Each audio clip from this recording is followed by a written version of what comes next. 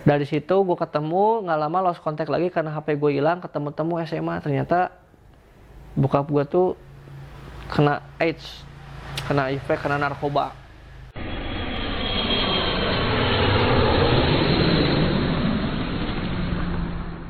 Wah, alhamdulillah setelah capek-capek gua kenceng-kencengan suara sama Bang Yunus, akhirnya bisa ngobrol juga nih sama Bang Asep. Tetap. Suwe. Sebelumnya gimana rasanya? Gue mah nggak apa-apa ya kalau lu ribut mah. Tapi masa iya gitu sama temen ribut di rumah gua lagi ribut. Kalau tadi si gelas dibanting ke muka lu kan berdarah-berdarah di sini nggak lucu, Bos. Ada kenangan terburuk gitu kan. Yunus main ke sini malah ribut sama temennya. Kata gua kenapa jadi ribut anjir? Dan dia punya track record, dia orang paling susah di prank katanya di Bandung. Iya, kalau dia tadi emosi ke gua balikin lagi. Lu kesel sama gua atas dasar apa ya kan? Karena nggak ada bahan kalau ke gua. Iya. Kalau ke lu bisa jadi karena emang lu nanyanya tadi emang bener juga sih diulang-ulang. Terus dia gemeteran tadi. Waduh, kayaknya ini beneran serius dia emosi kan. Gara-gara nanya-nanya di bolak-balik. Anjing kata gua, loh kok jadi ribut. Kocak, keren. Nah, Bang Asel. Ya. Lu ini sebenarnya siapa? Sampai bisa dipanggil Lord Bandung. Enggak. Iya. Enggak, kabar anjir. beredar. Gua kan riset. Kalau yang sebut Lord Bandung tuh siapa? Tino. Ya. Mang Aep. Iting, Ican, banyak. Sebenarnya Lord itu bukan apa ya? Kalau di Bandung tuh Lord tuh namanya bercanda aja. Lord itu sebenarnya bukan Lord kayak beneran wah gitu. Enggak, kayak bercanda aja. Lord tuh punya karakter Lord masing-masing. Misal kayak Tino lucu, Lord Tino. Kayak Mang Aep suka teriak, Lord Mang Aep kayak gitu-gitu sebenarnya. Nggak ada lot-lotan, semua sama rata, Bos. Tapi sebenarnya lu ini siapa? Asal backgroundnya gue sebenarnya penasaran. Gue riset. Ini sebenarnya lu awalnya itu dari keluarga punya atau bukan sih sebenarnya? Enggak, gua bukan orang berada. Bukan orang berada. Tapi gua orang ada. Awalnya bener-bener, jadi keluarga bener-bener di bawah. Di bawah, biasa aja. Dibilang susah enggak, dibilang senang enggak, dibilang bahagia ya bahagia. Nah, proses lu sampai sekarang itu gue pengen penasaran sih. Proses lu sampai sekarang itu awalnya di mana? Jadi jungkir baliknya kehidupan lu dari mungkin yang bilang di bawah tadi atau sederhana lah sampai akhirnya boom. Enggak, kalau boom ya gua tuh selalu diajari tentang bersyukur sama nyokap. Iya. Jadi apa yang gue punya saat ini nggak lebih nggak kurang, gue tetap bersyukur karena di Muslim itu kan kalau bersyukur akan Allah tambah. Benar. Jadi gue bersyukur. Jadi posisi gue dulu bagaimanapun gue tetap bersyukur. Makanya gue jalanin hidup dulu. Kalau ngomongin gue sekarang siapa, gue bukan siapa-siapa juga. Cuman alhamdulillah gue udah kayak berkeluarga kan sesuatu rezeki juga, ya kan. Gue bisa menafkahi istri, nggak kelaparan. Udah alhamdulillah lah intinya. Jadi dulu gue itu di Bandung sampai Kelahiran Bandung tapi ya? Nggak, kelahiran Garut gue. Kelahiran Garut, gede di Bandung. Terus pindah ke Banjaran, habis itu gue pindah ke Jakarta lulus SMA karena gue tuh suruh nikah sebenarnya. Bukan disuruh nikah ya. Cewek bokapnya si cewek itu suruh gue nikah, cuma nyokap gue nggak setuju. Ke Jakarta aja dulu, laki-laki mah punya dulu kerjaan, punya apa dulu, intinya lu bisa ngehidupin dulu diri lu sendiri baru mau hidupin orang lain. Akhirnya ya udah gue memutuskan ke Jakarta. Gue kerja di pabrik Karawaci itu. Di mana tuh Karawaci? Kan daerah kita nih. PT Leo Graha. Gue jadi borongan. Oh, borongan. Gue jadi borongan di situ ya kan. Nah nyokap gue taunya gue kerja enak aja. Dulu gue pakai mobil karena nyokap gue kerja kantoran, jadi punya mobil inventaris gitu. Gue pakai ini beneran ya. Gue pakai. Tapi gue parkir di luar, gue kerja kotor-kotoran, tapi nyokap gue taunya gue kerja enak aja, biar nggak khawatir lah. Gue kerja di mesin deker, bau-bauan segala macem. Sampai satu hari gue dipanggil sama HRD, dibilangin gini, lu kerja pakai mobil ya? Ya, kalau bisa pakai motor, karena gini. Gue bilang gini, Pak, gue nggak punya motor, duit aja baru sekarang mau gajian dari sini. Gue bilang, itu pun dikunci dulu 3 hari sama bapak. Tapi karena gue nggak mau kehilangan kerjaan gue, jadi gue memutuskan pas gajian pertama tuh gue kasih duitnya ke nyokap sama ke nenek gue. Gaji gue 360.000 Sebulan? seminggu, Seharinya. seharinya 60.000. Pas kedua minggunya gue bikin sepeda fiksi 300.000 di Kelapa 2, Ya. Kelapa 2 Tangerang. Ya. Nah, gue bikin karena apa? Gak mau lah gue kehilangan kerjaan kan. Jadi dari BSD itu gue jam 5:30 tuh ngegoes pakai sepeda ke Karawaci. Udah tuh gue kerja, alhamdulillah orang-orang di sana pada baik. Kayak gue masih ingat kayak ada Bang Bolot, Bang Heri, ketua kota mesin deker Pak Asep gitu, pada baik. Cuman satu waktu karena gue nggak punya teman dan gue jenuh, jadi gue gimana caranya gue mendekatkan diri sama anak-anak di sana di pabrik, dan gue ketemu, gue sebut aja namanya Ari ya. Gue dekat sama dia, gue main sama dia nggak punya HP, gue kasih HP ya kan. Terus setiap gue gajian tuh emang gue pengen selalu ngasih nenek gue kan, gue kumpulin duit. Nah gue main sama dia, tapi gue dicurangin juga nih sama dia nih. Pas gue main sama dia ya kan, enjoy aman segala macam, teman-temannya main ke rumah gue. Waktu itu gue tinggal di klaster, jadi ada kolam renang kalau di sana, pada berenang, pada minum gitulah, ngecil apa segala macam. Satu waktu nih dia bete sama gue, nggak tahu salah gue apaan. Kok dia ngediemin gue ya kan? Pas ngediemin gue tanya, "Ri, lu kenapa?" kata gue. Dia nggak mau jawab. Anak-anaknya bilang, "Emang si Ari kalau udah ngambekan gitu kayak cewek diem-dieman." Lah, katanya lu nahan katanya. Hah, gue nahan apaan? Iya katanya lu gajian nggak keluarin duit. Gue gajian, gue kasih duitnya ke nenek gue sama nyokap gue. Tapi kan gue main-main sama lu, gue sediain mobil buat lu, kan gue punya mobil Inventaris kan, gue pakai buat lu main. Celengan gue bongkar buat apa? Buat jamuan sama lu gitu kan. Beres dari situ, yang bikin gue sakit hati, gue ribut tuh di situ gara-gara gaji. Jadi satu waktu mobil gue habis bensin, gue pinjem gocap, kata si Ali, ini buat lu aja. Gue isi kan. Ntar gue ganti Ri kalau udah gajian, nggak usah kata dia. Oh ya udah kan, karena yang namanya temen ya udah, kalau gitu ya udah, ya kan enjoy. Pas satu hari Sabtu tuh HRD tuh manggil lagi gue. Dia bilang gini, "Sel, saya pernah ketemu kamu waktu kamu kecil." Kaget kan gue. Setelah lu kerja berapa bulan? Sebulanan lah. Baru sebulan. Kata gue, "Siapa? Saya baru merhatiin ijazah kamu. Nama ayah kamu siapa?" Herman Sopian, gue bilang. Itu udah bukan saya anggap teman lagi, tapi udah saya anggap saudara. Loh kok bisa kenal? Gue bilang. Ya jadi ceritanya panjang di situ. Ternyata jadi ayah lu? Bokap gue temennya dia, dan gue kerja di kantor di pabriknya dia. Dia kan HRD-nya. Gajian lah. Cuman hari itu hari terburuk juga. Pas gajian kan jadi sebenarnya di pabrik itu tuh nggak boleh kerja satu keluarga di situ, tapi karena mungkin kakeknya si Ari ini leluhur, mungkin sebelum PT Leo Grahanya ganti nama, dia udah di situ. Jadi kakeknya tukang gaji, bapaknya security, ibunya di QC, dianya borongan, semualah pada gawe di situ. Jadi yang ngegaji borongan itu kakeknya. Pas gua gajian, gua kan udah seneng ya, 360.000 dulu gitu kan, buat kasih ke nenek gua sama nyokap nenek gua lah. Bapaknya si Ari, kakeknya si Ari bilang gini, "Sel, tadi si Ari udah ngambil duit katanya, duit gajian lu." Lah, kok bisa kata gua? Iya katanya lu punya utang katanya bekas bensin depan anak-anak tuh banyak.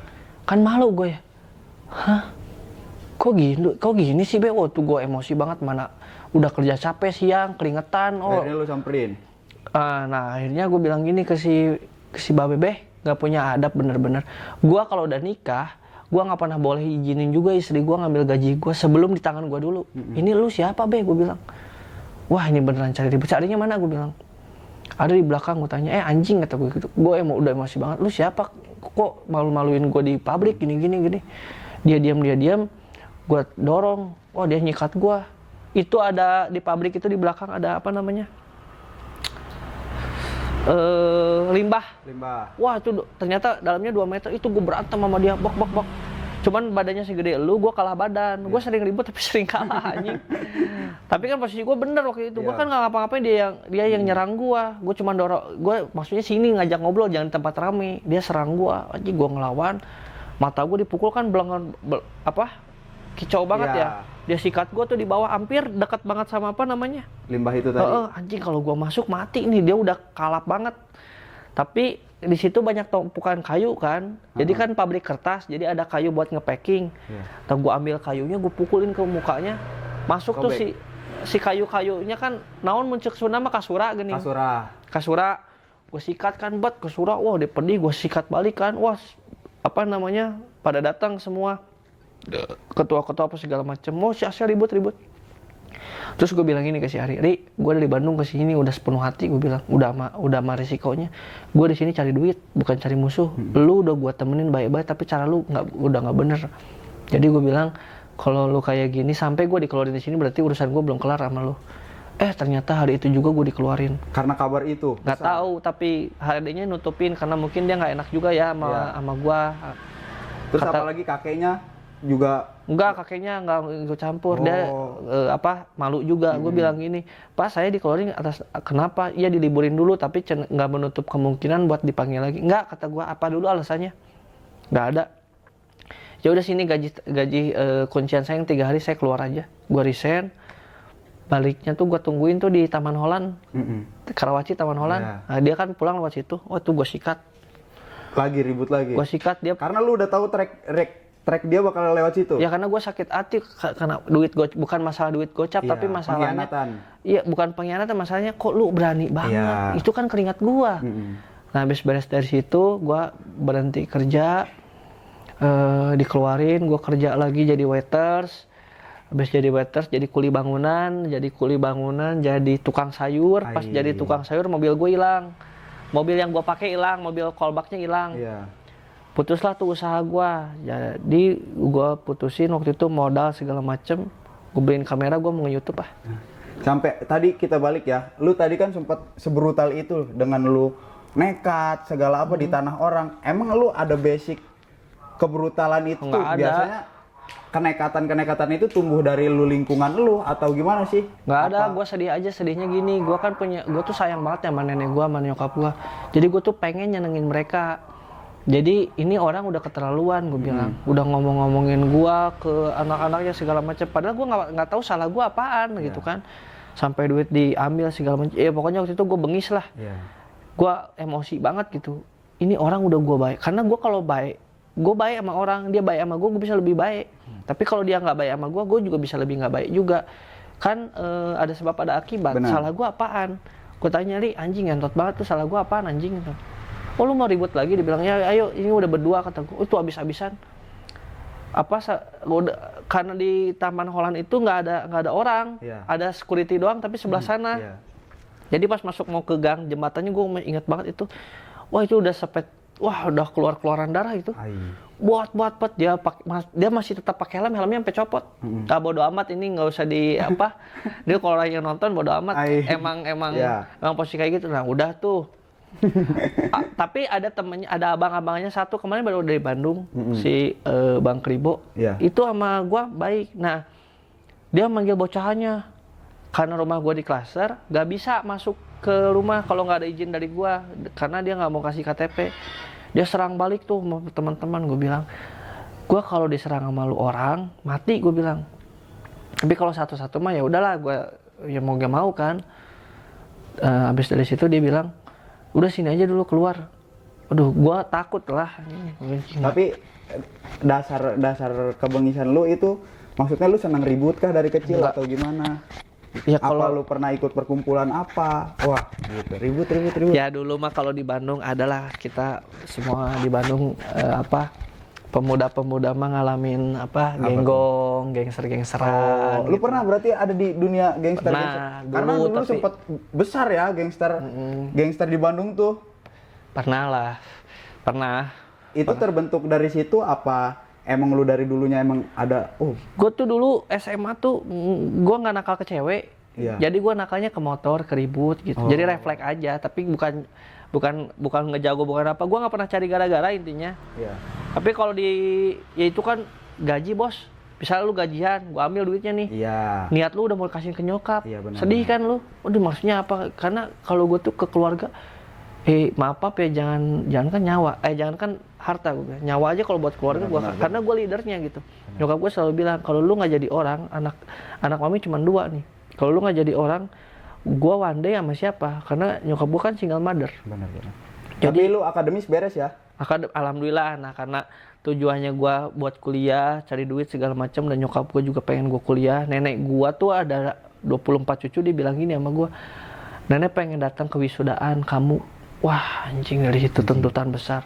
Alhamdulillah gua kuliah 4 tahun beres, wisudaan nenek gua datang. Jadi pas nenek gua udah meninggal, gua tidak terlalu menyesal. Cuman ada beberapa hal yang belum gua senengin, yang gua pengen wujudin, tapi udah qadarullah, nenek gua udah jadi rahimullah gitu. Jadi belum sempat, tapi leganya tuh pas waktu wisuda nenek gue dateng. Alhamdulillah gue nggak, pas gue bulan Februari wisuda, Maretnya gitu COVID. Jadi alhamdulillah gue nggak ngalamin wisuda online. Bener. Jadi sempat nenek gue ngeliat gue dulu ngelihat wisuda. apa yang pengen dia sampein. Betul, yang dia pengen. Nah, habis dari situ lu bisa wujudin tuh. Habis dari situ wujudin. Nah, habis dari situ gue cabut ke Bandung buat ya gue pengen lebih dekat lagi lah sama nenek gue gitu, karena emang gue sayang banget kan sama nenek. Gue bilang sama nenek gue gitu, Nek nanti kita beli rumah tinggal aja sama Rasel, gue bilang. Ngumpulin tuh duit dari situ, nge-YouTube, terus gue bisnis, jualan apa segala macam, kekumpul lah sampai sekarang. Karena gue besar kan sama nyokap sama nenek ya, nggak dari bokap, karena gue nggak tahu nih dulu tuh bokap gue sama nyokap gue tuh udahan kenapa. Dan ternyata si bokap gue nih parah lah gitu. Jadi gue nggak tahu nih, gue nggak pernah nanya sama nyokap gue, Mih kenapa udahan. Cuman waktu kelas 5 SD nyokap gue bilang gini, waktu itu nyokap gue keadaan ekonominya lagi bagus. Jadi gue diantar sama supir sama nenek gue, suruh ke Garut. Nyokap gue bilang, kalau lu nggak kayak lu sekarang waktunya ketemu sama bokap lu karena lu udah gede. Mami nggak mau dosa kalau nanti one day lu ketemu sama bokap lu nggak tahu itu bokap lu. Jadi kamu ketemu. Nah, seiring gue jalan nih, diantar. Di Garut itu ada terminal iya non bah lelesnya. Nah, itu ada bus pariwisata, ada orang satu ngamuk. Wah, ngamuk. Cik, kata gue serem banget. Pak Ujang, kata gue, kok ini ada orang ngamuk yang udah nggak aneh di sini. Itu bus pariwisata yang kaca bagian supirnya dipukul sama dia pecah. Cing, kata gue ngeri banget. Nah udah, ngeri kata gue udah. Maghribnya ketemu, gue nungguin kan, anjing bokap gue ada yang marah, ya emang nadanya gitu. Mana budak aing mana, cina budak aing cina. Langsung gue kini kan sama Pak Ujang lah. Ini kok orangnya kayak yang tadi. Gue bilang ke Pak Ujang, Pak, iya jalan mana tadi? Alah, heus. Coba lihat tangannya, pas lihat tangannya diperban. Anjing, ini bokap gua gitu kan. Sel, ini Yayah dibilang. Sel, ini Yayah. Wah, langsung si Pak Ujang pergi ke ke mobil kan gua. Ternyata itu bokap gua. Wah, ngobrol panjang lebar, dia nangis kan. Oh, gua di situ risih, kata gua, ngapain nangis? Kalau lu nyesal hari ini, kenapa hari kemarin nggak ada buat gua? Harusnya lu yang cari gua, bukan gua yang cari lu ke sini. Nah, udah ngobrol-ngobrol, gua nggak banyak ngobrol juga. Dia kasih duit, waktu dia nggak lama, dia bilang besok kita pagi ketemu lagi. Ya, ada kerjaan dulu. Dia ngasih duit, inget banget ke gue 70.000. Tapi gue bukan nggak mau terima duitnya 70.000, tapi gue waktu itu mikirnya ini duit dari mana. Gue bilang nggak usah lah, gue dibekalin sama mami aja, duitnya lebih banyak, kata gue. Gue tanya sama saudara gue, emang si ayah kerjanya apa? Gue bilang nggak tahu, nggak ada yang berani bilang. Pas keluar dari, ya gue jalan-jalan ke Cipanas tuh, dari Tarogong tuh kan banyak toko-toko oleh-oleh di Tarogong, Garut. Lu tanya? Nggak lu tanya, di saudara nggak jawab pertanyaan gue, tapi dia nunjukin tuh ayah cina, dia lagi reading. Nah, dia dapat jatah di situ-situ. Oh, dia preman ternyata. Dari situ gue ketemu, nggak lama lost contact lagi karena HP gue hilang. Ketemu SMA, ternyata bokap gue tuh kena AIDS, kena HIV, kena narkoba. Nah, nyokap gue langsung nanya. Waktu kelas 5 SD itu nyokap gue cuman udah ketemu, udah gitu doang. Karena mungkin belum pas umurnya. Pas udah SMA, ditanya nih sama nyokap gue, kamu udah ketemu lagi sama ayah kamu? Udah tahu keadaannya? Udah, gue bilang. Nah, bayangin kalau dulu kita survive sama dia, kita orang menjadi apa? Oh, ternyata alasannya di situ. Makanya bokap gue sama nyokap gue ternyata lebih memilih pergi.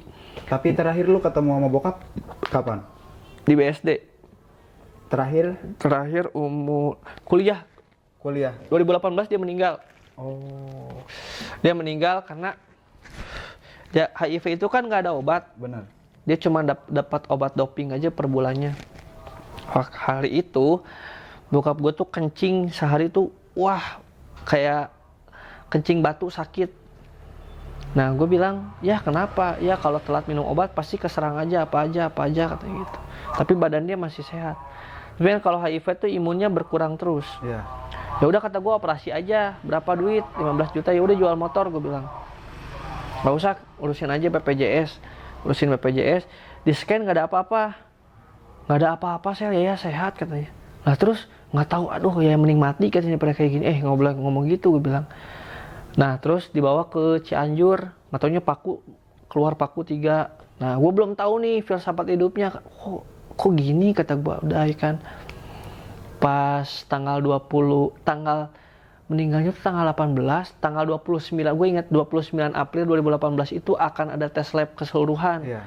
Tapi sebelum dari situ, bokap gue udah meninggal. Sorenya itu, dia nelpon gue, Sel katanya, ya minta uang dong buat obat segala macam. Dia ngeluh terus.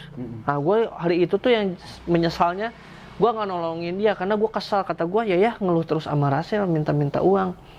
Kalau Yaya ngeluh ke Rasel kalau sakit ngeluh sama siapa? Rasel 20 tahun hidup aja, kalau sakit Yaya mana pernah tahu. Gue aja nggak pernah minta ke lu. Lalu gue hari ini minta gedung sekalipun ke lu, wajar. Lu nggak nafkahin gue dari kecil. Oh sampai kemana-mana lah gue emosi. Oh ya udah dong Sel, maafin ya. Maghribnya gue lagi main Mobile Legends tuh, ada teman gue di kosan itu sampai gue pukulin gara-gara gue main Mobile Legends nih. Mobile Legends, ditelepon sama ini ibu tiri gue, Sel ini Yaya nggak bisa lihat matanya sebelah. Kenapa? Gue bercanda. Kenapa? Emang ayah meninggal? Kalau ngomong karena gue lagi mabar, gue pakai kan jadi carry gitu ya. Sel serius, gue mainnya. Oh ya udah serius. Gue diomelin terus kan. Tapi pikiran gue jadi kemana-mana. Bokap gue kenapa? Ditelepon lagi sama adiknya bokap gue. Sel, ini ayah meninggal. Wah anjing, itu HP gue bantingin, langsung gue hajar temen gue. Anjing, gara-gara lu main Mobile Legends kontol, gue bilang. Berarti lu dari keceplosan itu sebenarnya terjadi. Langsung terjadi maghribnya. Seakan-akan itu doa. Ya Allahu alam ya, pokoknya darulah aja kejadian. Meninggal. Tapi lu maksudnya lu sedendam atau lebih ke sayang banget atau lebih kecewa banget ke bokap sebenarnya? Karena ini jalan hidup, gue nggak bisa milih. Jadi gue waktu itu posisinya ya udah mungkin jalan hidup gue emang udah kayak gini. Jadi hari itu ya udahlah, waktunya gue mengenal bokap gue hari itu. Tapi kan kedekatan chemistry-nya kurang karena kan gue berarti kurang kasih sayang, Pak. Iyalah, gue umur 20-an lebih baru ketemu lagi ya canggung. Jadi dekat-dekat baru kayak hari-hari itu tuh gue sempat ngobrol, ya kenapa jadi kayak gini. Pesan bokap gue waktu itu, lu kalau nakal aja biasa aja, nggak usah berlebihan. Nanti menyesalnya di umur saya segini. Ya dulu emang kenapa? Jadi dulu bokap gue tuh kacau banget. Iya. Narkoba apa segala macam. Wah, track recordnya gila. Makanya nyokap gue dari dulu paling anti banget main narkoba. Gue nggak ngerti kenapa sebenci ini, kata gue. Mi, kenapa Rasel tuh minum obat aja nggak suka, apalagi pakai narkoba. Ya kalau lu pakai nih, nggak usah orang lain yang cepuin, gue sendiri yang bayar polisinya buat lu di dalam. Gue rela kehilangan anak satu.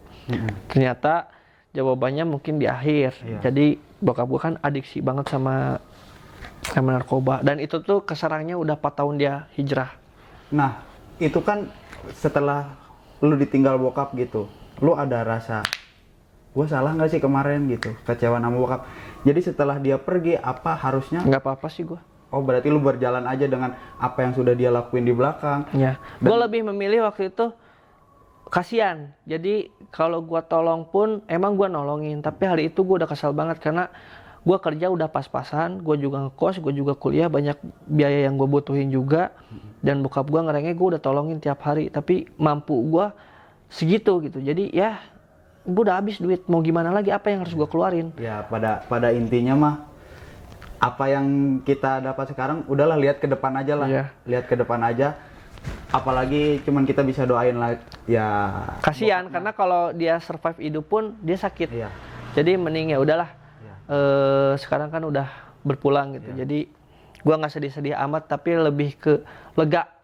bukannya oh anjir tega banget tuh jadi anak, enggak, tapi lebih ke lega aja. Jadi bokap gue nggak sakit lagi, kasihan. Benar. Terus kita semoga tenang lah di alam sana ya kan. Iya. Kita doain semoga ditempatkan yang pantas untuk dia di sana.